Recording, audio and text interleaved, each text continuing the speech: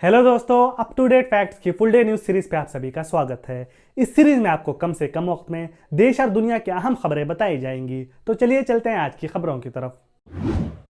Russian president Vladimir Putin ने Ukraine war के चलते पार्शियल मिलिट्री मोबिलाइजेशन के जरिए तकरीबन 3 लाख लोगों के भर्ती के आदेश दिए हैं। इस मोबिलाइजेशन में सिर्फ रिजर्व पर्सनल और ऐसे लोग जिनको प्रीवियस मिलिट्री एक्सपीरियंस है, सिर्फ इन्हीं को रिक्रूट किया जाएगा। इसी के साथ रशियन प्रेसिडेंट ने कहा है कि वेस्टर्न कंट्रीज रशिया को डिस्ट्रॉय करना चाहती हैं, लेकिन रशिया के पास इसका जवाब देने के लिए बहुत सारे तरीके और वेपन्स मौजूद हैं। इन डेवलपमेंट्स के साथ साथ रशिया ने खेरसन, लुहांस्क, डोनेस्क और ज़ेपोरिज़्हाया में रशियन फेडरेशन को ज्वाइन करने के लिए रेफरेंडम होल्ड करने का भी कहा है। अगर ये रेफरेंडम होता है और ये रीजन्स रशियन फेडरेशन को ज्वाइन करने के लिए वोट करते हैं, तो ऐसी सूरत हाल में इसके बाद यूक्रेन का इन टेरिटरीज पर कोई भी अटैक डायरेक्ट रशियन टेरिटरीज पर अटैक माना जाएगा और ऐसी सूरत हाल में इस जंग में और तेजी आने का अंदेशा है।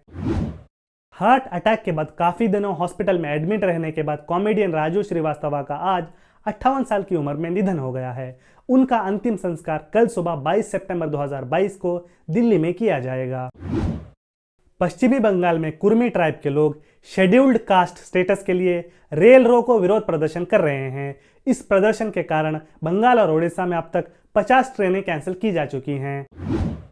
रतन टाटा, सुप्रीम कोर्ट के फॉर्मर जज के.टी. थॉमस और former deputy speaker Kariya Munda PM cares fund के ट्रस्टीज चुने गए हैं। पीएम केयर्स का full form prime minister's citizen assistance and relief in emergency situation fund है।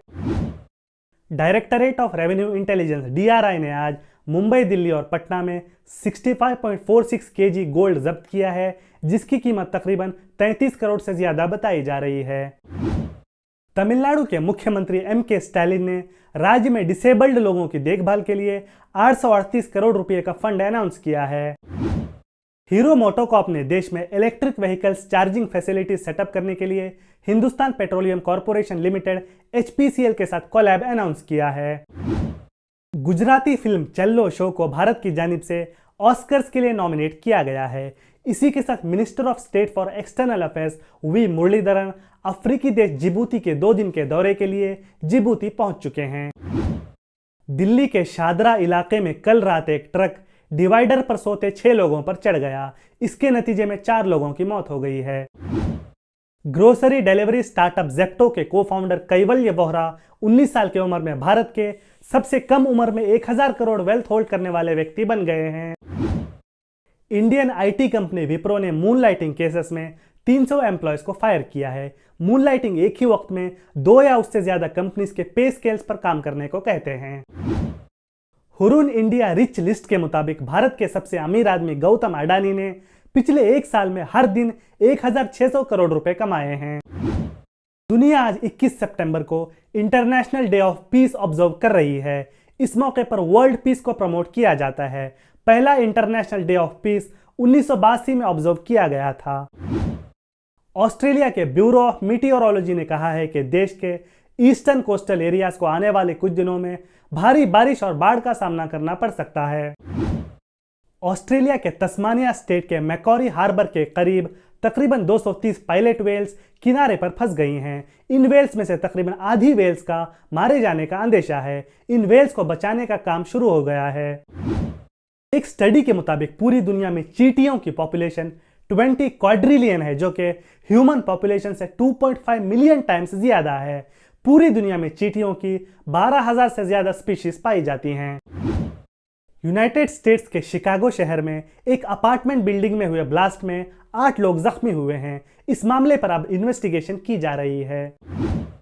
हरिकेन फियोना पुएर्टो रिको और डोमिनिकन रिपब्लिक में तबाही मचाने के बाद अब बरमूडा की ओर बढ़ गया है। इस हरिकेन को कैटेगरी 4 हरिकेन डिक्लेयर किया गया है।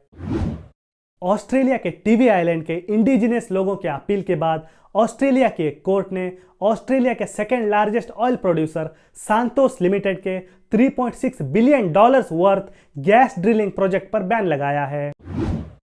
न्यूज़ प्लेटफॉर्म अल जजीरा को एमनेस्टी इंटरनेशनल कनाडा अवार्ड्स के मिक्स्ड मीडिया कैटेगरी में इंग्लिश ऑनलाइन टॉप प्राइज से नवाजा गया है। सदर्न थाईलैंड में एक रोड साइड बॉम्ब के डेटोनेट होने से एक पुलिसमैन की मौत हुई है और 4 जख्मी हुए हैं। दोस्तों, ये थी आज की फुल डे न्यूज। हमारे वीडियो को लाइक और शेयर करें, और अगर आपको हमारा काम पसंद आ रहा है तो हमारे चैनल को सब्सक्राइब करें। इसी के साथ बेल आइकन को ज़रूर प्रेस करें ताकि कोई भी नई नोटिफिकेशन आपसे मिस ना हो। मिलते हैं अगली वीडियो में। धन्यवाद।